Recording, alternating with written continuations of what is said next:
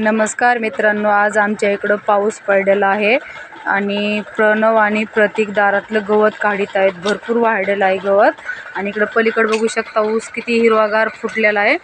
आणि नंतर परत इथं दारात पण आमच्या एकदम भारी छान फुटलेलं आहे, पण त्याला कापून काढायचे चुकाट्याचे भ्या वाटते.